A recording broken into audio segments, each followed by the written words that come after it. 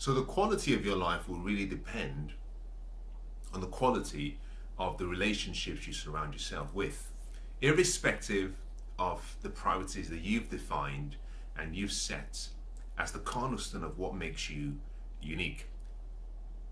Therefore, what I want to share with you in the next few minutes are a number of ways, a number of steps that you can carefully choose, select, and protect the relationships that mean a lot to you. The first thing to start with is simply that you have to do three things.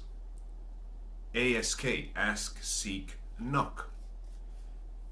Ask is a very simple word, but it has contained within it almost what I call the seeds of great wisdom. The full ancient script says, ask and you will receive, seek and you will find, knock and the door will be open to you. That is the same for every quality relationship that you need. You first have to ask. Now, how do you ask? You ask by study. You ask by improving your wisdom.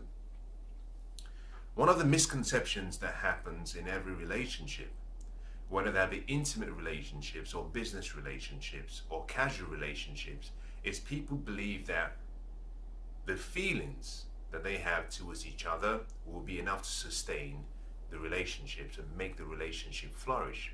That is not the case.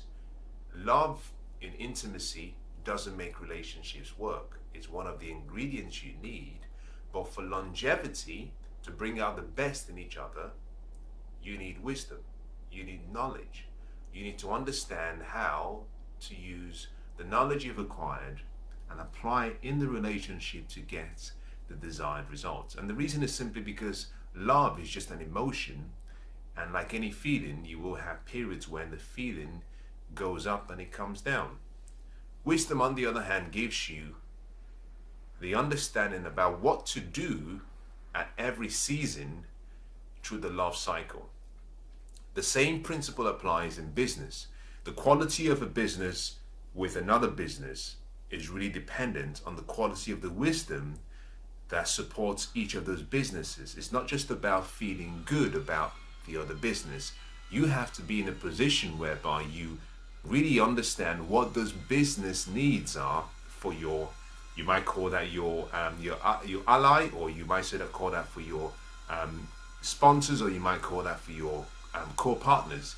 You have to understand what their needs are, and understanding their needs really comes with having wisdom.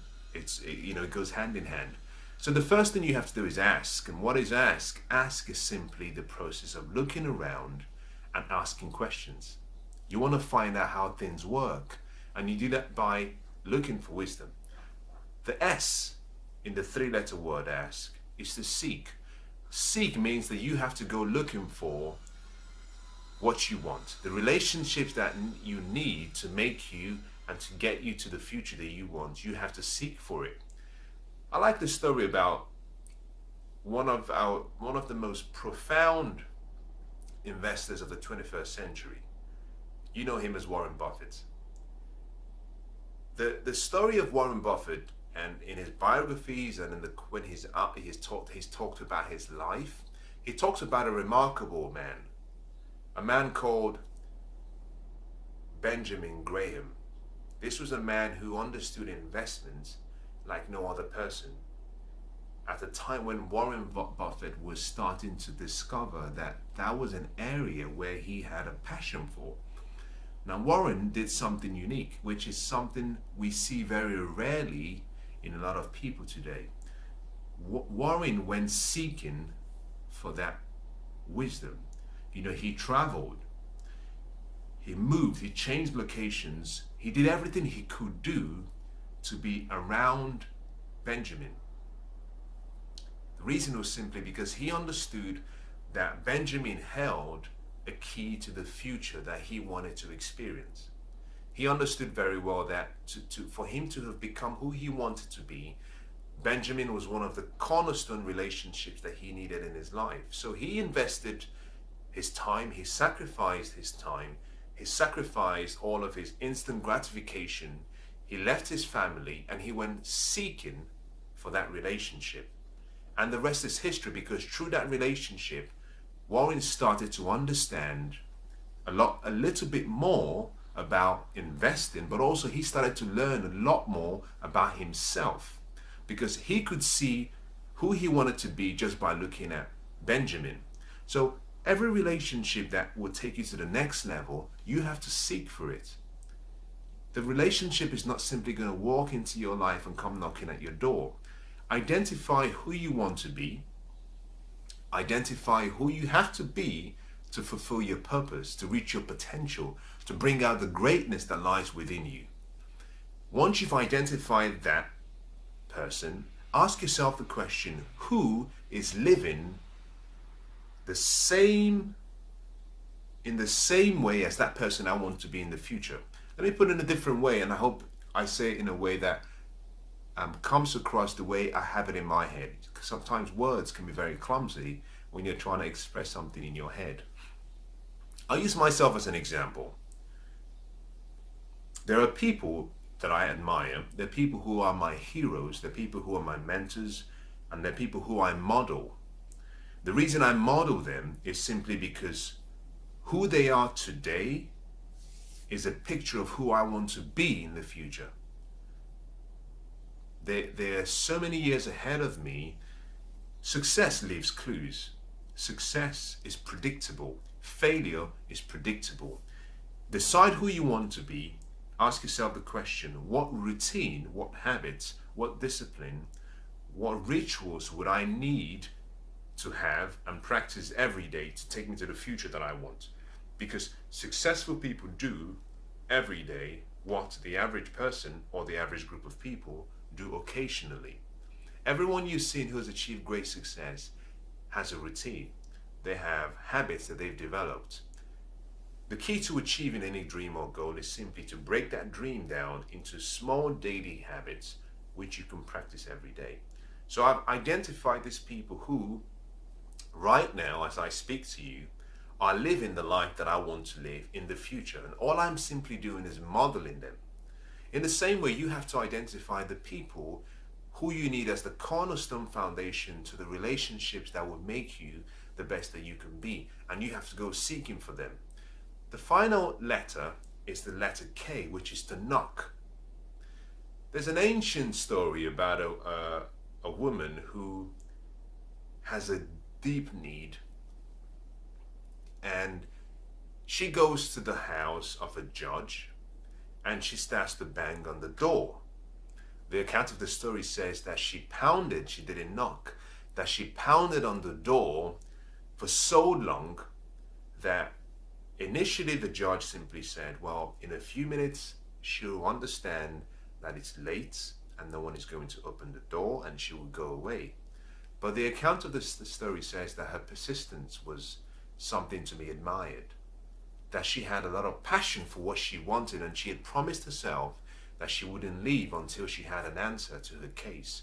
So she pounded on the door, she knocked on the door for so long that it irritated the judge, and he got up from his bed and he went downstairs and he opened the door and he asked her a question: what do you want?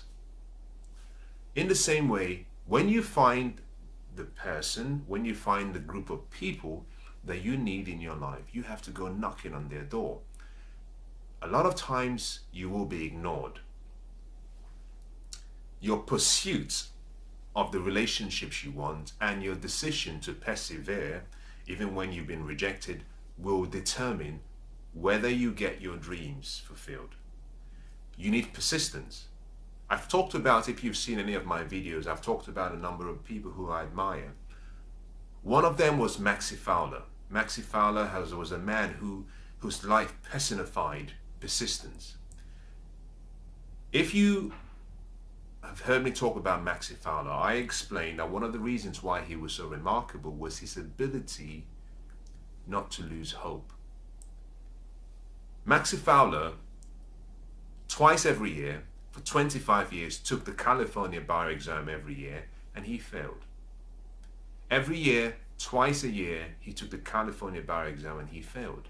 His passion was to become a practicing attorney. But every year he took the exam twice and he failed. For 25 years, he took the same exam. He kept repeating the exams. He had sons. His sons took the same exam with him. His sons passed. He failed. He kept trying. He would never give up on his dream. He became a clerk working for his son. Now, anyone who within that town area of California who was taking the California or any other bar exam was very aware of Maxi Fowler. Why? Because for a period of time of roughly about a quarter of a century, anyone who had taken the exam within that period had met him because he kept coming back. Eventually, Maxi Fowler succeeded and he passed the California bar exam, and then he started to practice as a professional. Now, I've shortened that story simply because I'm talking about something different today, but Maxi Fowler shows what it really means to knock. And in some way, until you come to the conclusion that your life is incomplete without the right people, and until you come to the decision that you will continue to find and you will continue to knock on the door until someone opens up the door and they come into your life will not be better than what it is today. The secret to your future is really hidden in the lives of other people. If you think about a puzzle, we're all pieces of the same big puzzle. And in that puzzle, we occupy different positions. If you take out one piece, that piece on its own has no significance because the piece finds its fulfillment when it's back in the puzzle, in the right place with the remaining pieces. And that is the same thing as each and every one of us, is that there is someone who will complement you. And I don't mean that from an intimate point of view. I mean that from a point of view of supporting your dreams and your goals. You cannot succeed by yourself. So you have to discipline yourself to, one, ask by seeking wisdom. S, you have to seek by looking around and trying to study who holds the key to the future you want and who is living the life that you want to be living in the future. And once you've identified them, you've got to go knocking on the door.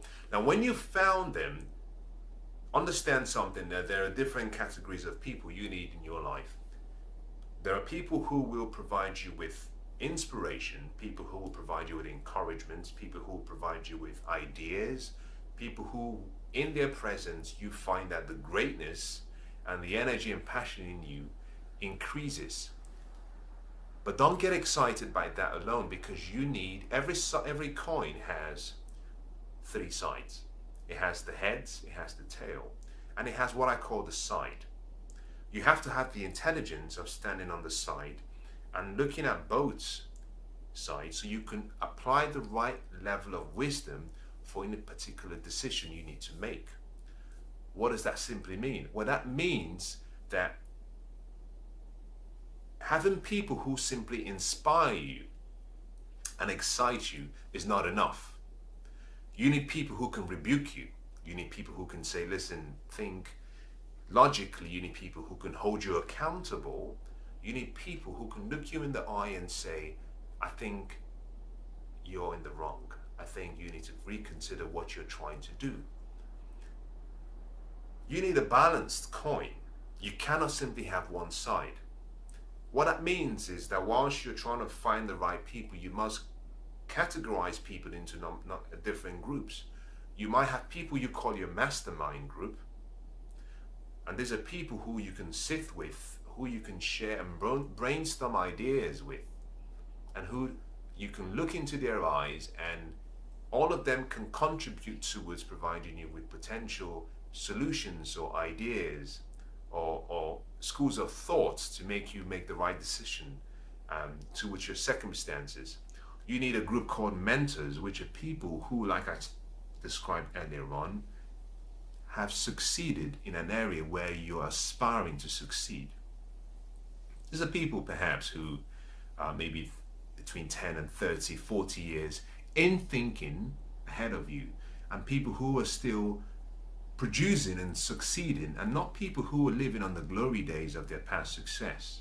These are people who have a passion to teach, people who have a passion to share, people who have a passion to pour their lives into other people, to make that legacy live on. You need another group called friends, people who you can share intimate moments with and people who you can have a laugh with. You need those three key groups. And you have to have the smarts to distinguish who is who in the group.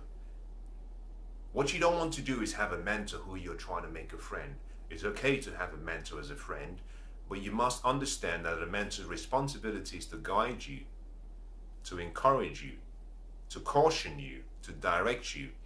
And a true mentor is really looking for a number of things. They're looking for areas where they can support that strength that you have within you, but areas where you might have a weakness, where they can inform you so that you don't make a mistake. That position and that role is very different from a friend. A friend is someone who is there to love you unconditionally, and in most cases, I tend to find that with friends and with friendship, sometimes we don't want to lose what we consider to be a really close, intimate experience with someone, and in some cases we fail to tell them what we should say.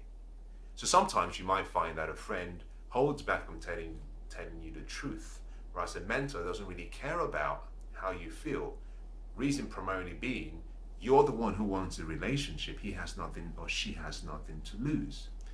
Your mastermind group, on the other hand, are people who you can get together with and just share ideas. So whilst you're trying to find the right relationships to help you succeed, think about finding people in those three groups and make sure you have the right people.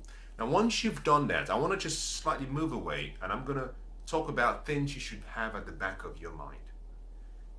And here I'm dealing with the group in what you might consider to be your friends category,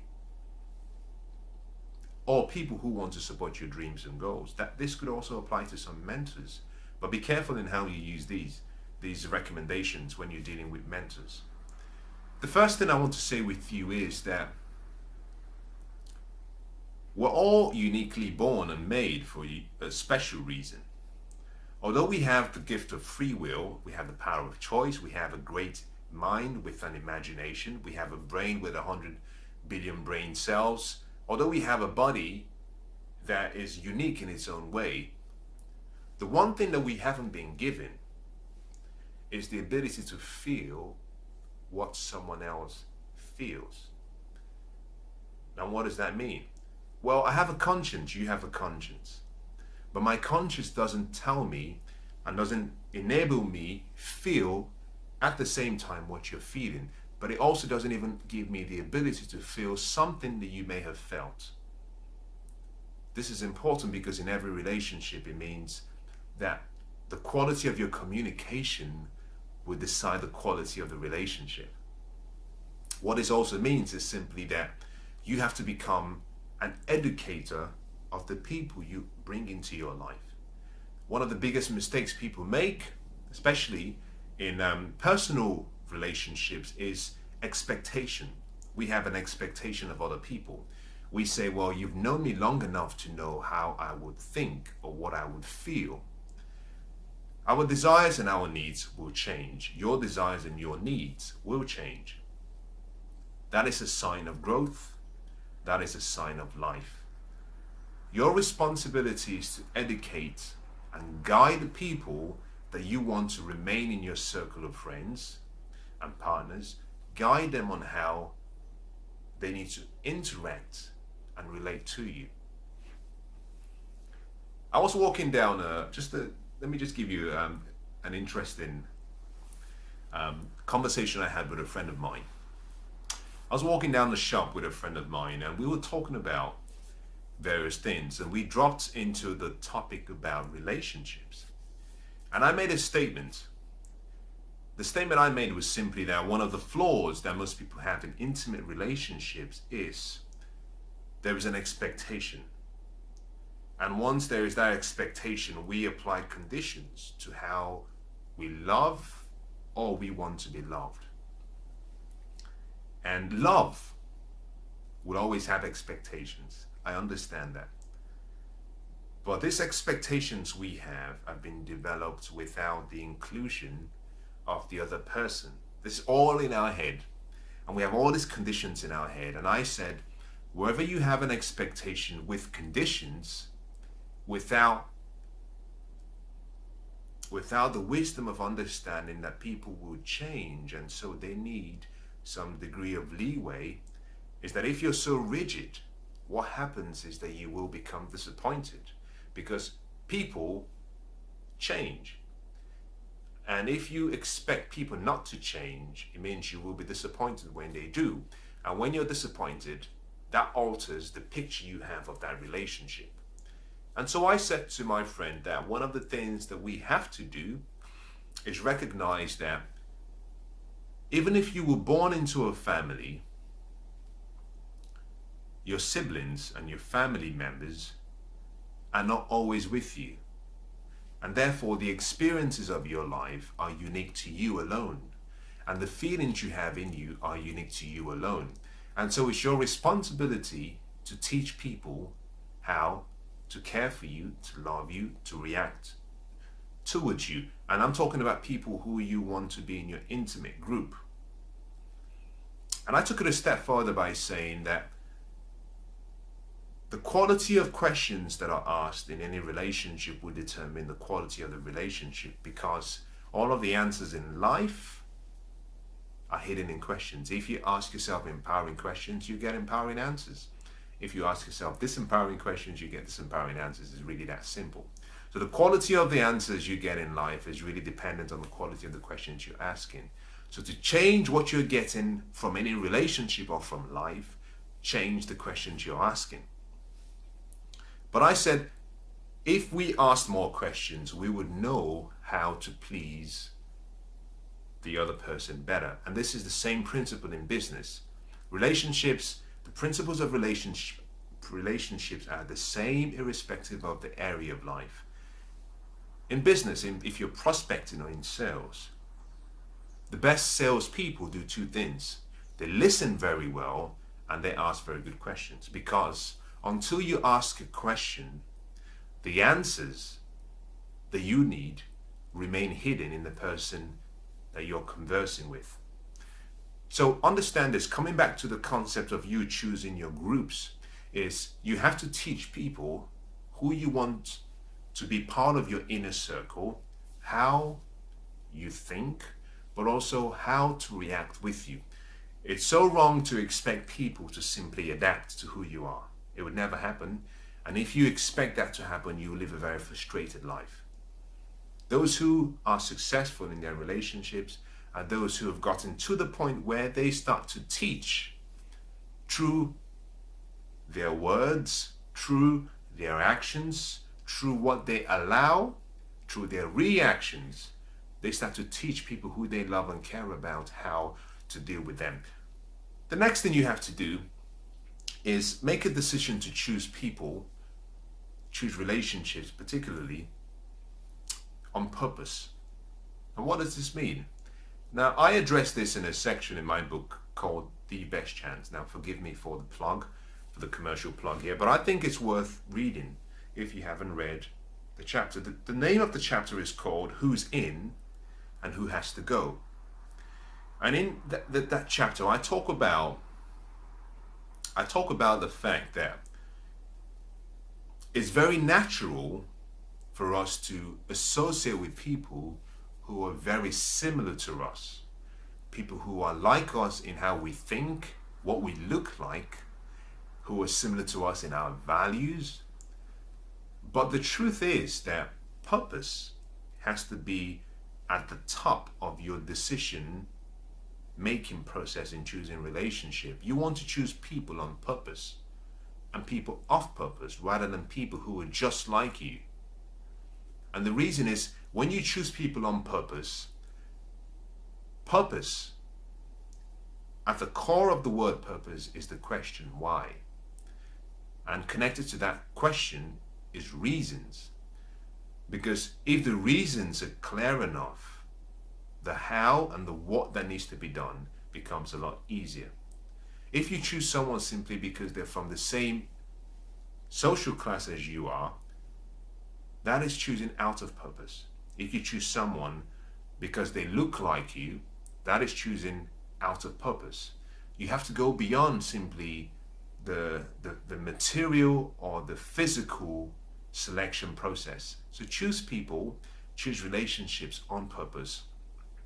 The next thing you have to do is, when you've selected and you've made a choice about the people you want in your inner circle, is you have to invest in them. You have to invest in the relationships that you've allowed into your inner circle. The quality of your life is the quality of the relationships that you have. But the truth of the matter is, the quality of those relationships are dependent on the quality and the quantity of the investment you make in them. What does that mean? Well, that simply means that to draw water from a well, there has to be water in the well. Every relationship requires deposits, and those are deposits of love, of care, attention, of all of the good things that life has given you, all of what you have. You have to first deposit in them to be able to withdraw from them. There's a very thin line between what we might call friends and what we might call parasites. Very thin line. What's the difference? If a parasite or a leash gets hold of you, all it simply wants to do is keep sucking all the blood from you. And it will do that until you have nothing left. A lot of us operate in the same principles as parasites. Is we're always looking for what to take. A friend, on the other hand, and a true friend, has to come from a position of, what can I give? That is the difference. You have to have the mindset of giving, because if you give, the universal law says you will receive. Receiving comes in proportion, and in most cases in much higher proportion to what you give. You have to give first. So invest in the relationships that you've identified that you need in your life. Now, how do you invest in people? You invest your time. The first gift that you have, and that we all have, whether you're a billionaire, whether you're a beggar, whether you're just a school teacher, whether you're a bus driver, everyone who is alive today has the same 24 hours as the 7 billion people who are still alive today. That simply means that your time is the first gift that you have, and your relationships are a function of how much of your time you invest. The quality of the investment of your time will determine the quality of the results you get out of the relationships. So invest your time. Invest your time in nurturing the relationship. Invest your money. And you invest money in various ways. That could be money invested in perhaps providing them with opportunities of how they can fulfill their dreams and goals. I like what Zig Ziglar says. He says, if you help enough people get what they want, you can have everything that you want. So invest your time, invest your money, invest your love, invest your energy, invest your presence, because it's possible to invest your time but you not be present. It's possible to invest your money but you not be present there in time or be there in energy. But when you invest all of you, which is your presence, when you bring all of you, that is almost one of the highest forms of investment in people. Listening is an investment. So invest in the people you want to have in your life, because the more you invest in them, the more you get back in return. Every relationship needs to be fed. By feeding, I'm talking about needs to be nurtured, needs to be cared for. And the more you care for the relationship, and providing that relationship has been qualified before selecting it. The more you nurture for the relationship, the more the relationship blossoms and starts to grow. And in a short while, the small seed that you put in the ground in good soil becomes a tree. And that tree becomes a big tree. And think about it, an acorn. An acorn, as small as it is, becomes an oak tree. But for it to become an oak tree, it has to be planted, it has to be nourished, it has to be nurtured, it has to be protected. And then with time, eventually becomes an oak tree. And that oak tree can provide shade, it can provide leaves and tree, it can provide leaves and trees, it can provide so much more than what you initially invested. So invest in the relationships that you want in your life. Now let me summarize and conclude what we're talking about.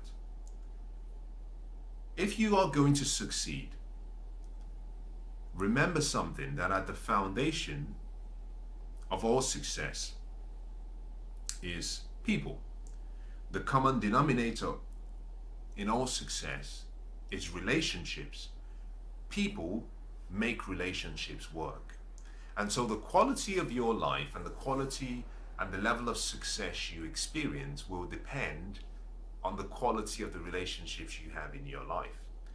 And it is your responsibility to choose, to decide, to select the relationships you allow to come into your life. And you do that by applying the 3-letter word ask. Ask means you have to look for wisdom by asking around, find out how things work, and you do that by seeking for wisdom. When you've found the wisdom, you have to seek, which means now you know what you need. Go looking for the relationships that you need specifically to get you to your dreams and goals. Someone around you, maybe not in your immediate present environment, but someone holds the key to the future that you want. You really have a choice. You can go through the long way, or you can go through the shortcut. The shortcut is simply combining the wisdom you've acquired by asking with leveraging time through their experiences.